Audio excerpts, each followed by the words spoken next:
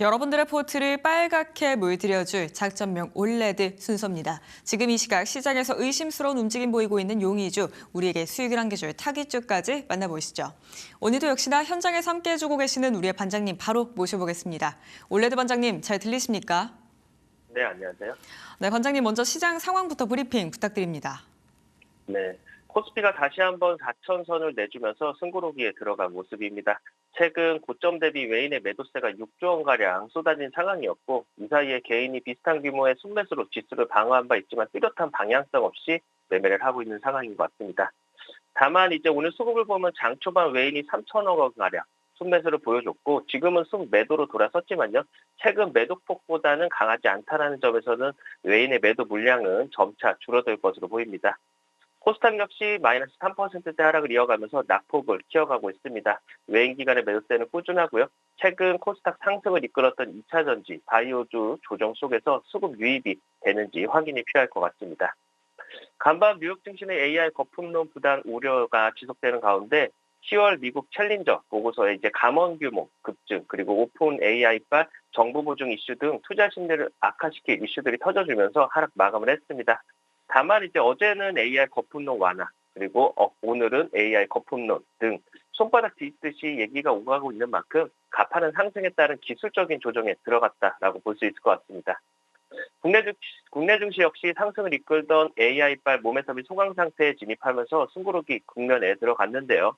올해 4월부터 가파른 상승이 나왔던 만큼 기술적인 조정은 있겠지만요. 앞으로 논의되고 있는 배당소득 분리과세 등 새 정부 정책 모멘텀이 버텨주는 만큼 배당주라든가 실적주 등 연말 이벤트 살아있는 종목들 위주로 매매 이어가시기 바랍니다. 네, 기술적인 조정이 나오고 있습니다만 앞으로 시장에서는 역시나 실적에 탄탄히 받쳐주는 종목군들, 그리고 정책 모멘텀을 받아갈 수 있는 종목군들은 지켜보는 게 좋겠다라는 의견 주셨으니까요. 이 지점 참고해 가면서 투자해 보셨으면 좋겠습니다. 이렇게 오늘 시장 분위기 함께 점검해 보셨습니다. 그렇다면 반장님의 어제 타깃주도 바로 공개해 보도록 할게요. 반장님, 어제 타깃주 바이오 관련 종목이었죠? 네, 어제 타겟주는 바로 ABL 바이오였습니다. 모든 안치성, 중추신경계 질환의 공통된 장벽이 바로 뇌혈관 장벽을 뚫는 기업, 바로 ABL 바이오인데요. 오늘 시장 눌림 속에서도 외인 기관의 대량 매수가 이어지고 있습니다. 지수의 조정은 오히려 저가 매수의 찬스가 될 수 있는 상황인데요. 투자 포인트를 다시 한번 체크해보면 우선 ABL 바이오의 그래프바디 플랫폼은 약물이 이제 뇌혈관 장벽을 효과적으로 통과할 수 있도록 돕는 셔틀 기술이죠. 인슐린 유사성 장인 그 자수용체를 표적함으로써 어떻게 보면 항체뿐 아니라 핵산 치료제도 뇌 속으로 이제 전달할 수 있도록 설계가 되어 있습니다. 지난해 이제 GSK와 체결한 이제 최대 4조 원대 규모의 기술 이전 계약으로 임상 가능성을 입증한 결정적 계기를 만들었고, 현재 이제 글로벌 제약사들의 추가 협조 요청이 이어지고 있으면서 산오피의 이제 기술 이전된 신약 기술 역시 임상 단계에 진입을 했습니다. 그리고 이제 최근 미국 현지의 이중항체 ADC 전문 기업인 네옥 바이오를 설립을 했는데, 첫 프로젝트인 네옥 001 그리고 네옥 002의 표적을 공개를 했습니다. 네옥 001과 002 같은 경우는 상피세포 성장인자 수용체 그리고 점액 단백질 등을 동시에 타깃하는 이중항체 ADC로서 비임상 연구에서 기존 당일항체 ADC보다 뛰어난 종양 선택성과 안정성을 입증을 했고요. 플랫폼 가치와 기술 수출 속도를 한층 높일 전망입니다. 그리고 이제 오는 12월 달에 이제 오스트리아 빈에서 열리는 바이오 유럽 2025에 참석해서 그래프바디 B나 아니면 그래프바디 T나 차세대 ADC 기술을 중심으로 이제 글로벌 기업과의 협력 방안을 논의할 예정인데요. 이번 행사를 계기로 새로운 기술 이전이나 공동계약 계약이 가시될 가능성이 큰 만큼 집중해서 봐야 될 것 같습니다. 차트를 보시면요. 장 초반 좋은 흐름을 나타내줬지만 지수와 동조화돼서 조금 약보합권 흐름을 만들고 있습니다. 첫 눌림 구간, 저가면서 찬스다라고 말씀을 드렸고, 무엇보다도 어제 오늘 외인 기관의 수급이 강력하게 좀 들어와 주면서 눌림목에서 강력한 매수세가 좀 유입이 되고 있습니다. 어떻게 보면 전고점 돌파 이후에 첫 눌림 구간에는 웬만해선 덤벼보자라고 말씀드렸는데, 첫 눌림 구간에서 외인 기관도 적극적으로 매수를 하고 있고요. 그러면서 추세를 만들어갈 수 있을지 우리가 확인을 해야 되기 때문에 적극적으로 동참을 해야 되겠죠. 추가적인 AS 같은 경우는 저희 작전본부에서 안내드릴 예정입니다. 아래 QR코드 접속하셔서 저희 작전본부에 들어오시면 ABL 바이오 추가 AS와 그리고 오늘의 타겟주까지 전부 공개드릴 예정인 만큼 지금 바로 입장하시기 바랍니다. 네, 기관과 외국인의 수급이 꾸준히 유입되고 있는 종목 바로 ABL 바이오가 어제의 타겟주였고요. 이 종목에 대한 구체적인 솔루션 궁금하신 분들 지금 바로 작전본부 합류하시길 바랍니다. 이렇게 지난 타겟주 체크해봤습니다. 그렇다면 오늘도 시장에서 의심스러운 움직임 보이고 있는 종목들 하나씩 검거해 보도록 하죠. 오늘 첫 번째 요기주로서는요, 카카오 제시해 주셨습니다. 오늘 개장 전에 실적이 나왔는데 상당히 좋은 실적을 받아들게 됐죠, 반장님? 네. 플랫폼의 위기는 결국 플랫폼이 다시 해결한다. 어떻게 보면 이제 최근 웹 논란, 개편 논란 속에서도 카카오는 흔들림 없이 본질로 좀 돌아갔습니다. 속비주 광고가 다시 살아났고 금융과 AI 신사업이 새로운 성장의 바통을 좀 이어받았죠.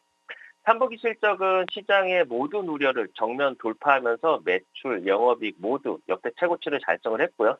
이제 카카오는 단순한 메신저 기업이 아니라 AI 중심의 생활형 인프라 기업으로 좀 진화를 하고 있습니다. 우선 카카오의 핵심 동력인 톡비즈가 부활을 했는데요. 3분기 톡비즈 매출은 5,344억 원으로 전년 대비 한 7% 정도 증가를 했고요. 그중에 이제 광고 부분 매출이 3,254억 원으로 11% 늘어나면서 역대 최고치를 기록을 했습니다. 특히 이제 기업들이 카카오톡을 주요 마케팅 채널로 활용하면서 비즈니스 메시지 매출이 전년 대비 22%나 폭증을 했는데요. 카카오톡을 통해서 이제 카드사 혜택이라던가 지역 카페 안내나 소비 쿠폰 등이 발송이 되면서 광고주 수가 빠르게 늘었고요. 발송량 증가가 매출 성장을 견인을 했습니다. 어떻게 보면 그동안 부진했던 디스플레이 광고 역시도 5개 분기 만에 반등의 회복세를 확인을 했고, 이는 카카오톡이라는 국민 메시지 플랫폼 도달력이 다시 한번 시장을 장악하고 있음을 의미하고요. 그리고 톡비즈는 이제 단순한 광고가 아니라 생활형 커머스와 그리고 브랜딩의 교차점으로 자리를 잡고 있습니다. 그리고 이제 톡비즈의 성장에 이어서 카카오페이와 그리고 모빌리티 그룹이 어떻게 보면 실적의 든든한 기둥이 되고 있는데요. 모빌리티나 페이 등 이제 플랫폼 기타 부분 매출이 전년 대비 24% 이상 증가하면서 가파른 성장세를 보여줬고요. 특히 이제 카카오페이 같은 경우는 금융이나 보험, 증권을 통합한 어떻게 보면 데이터 기반 서비스 확장으로 분기 기준 역대 최고 영업이익을 달성을 했습니다. 카카오는 어떻게 보면 불필요한 비용을 줄이고 수익성을 높이면서 영업비용은 5%에 그쳤지만 영업이익은 59% 증가한 2,080억 원으로 4년 만에 두 자릿수 영업이익률을 회복을 했죠. 이제 카카오는 단순한 커뮤니케이션을 넘어서 결제, 보험, 투자, 이동 등 생활의 모든 접점을 하나의 생태계로 연결하는 기업으로 거듭나고 있습니다. 특히 이제 톡비즈와 카카오페이가 함께 이끄는 수익 구조는요, 앞으로 AI 서비스와 결합되면서 폭발적인 시너지를 만들어낼 전망입니다.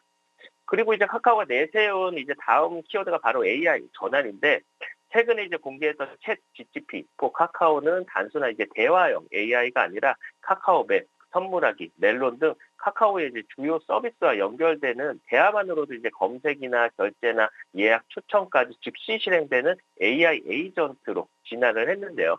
카카오는 이를 이제 카카오 툴즈라는 플랫폼으로 통합해서 앞으로 이제 금융이나 모빌리티나 콘텐츠 등 그룹 전반으로 확대할 계획입니다.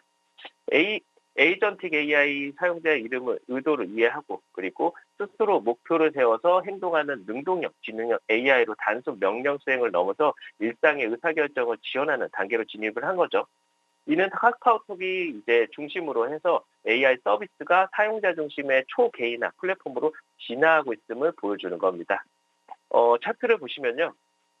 실적 발표 이후에 안 좋은 시장 속에서 오늘 장중에 7%대 반등이 나아졌었습니다. 다만 이제 차익 매물은 어느 정도 붙어 있는 상황인데 아직까지는 6만 원에서 이제 7만 원권 박스권 사이에서 움직임을 나타내주고 있다 보니까 박스 상단을 얼마나 강하게 돌파해 주는지를 확인해 봐야 될 겁니다. 다만 저점을 이렇게 계속 높여가면서 박스 상단 돌파를 시도하고 있다는 점은 이번에 이제 실적과 맞물려서 한번 강하게 돌파 이후 추세를 돌아서 줄 수 있는 그런 바탕이 될 수 있을 겁니다.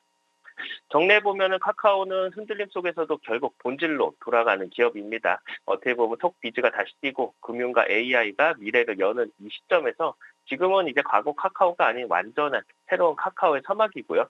시장의 불신이 신뢰로 바뀌는 순간에 주가는 단숨에 움직일 겁니다.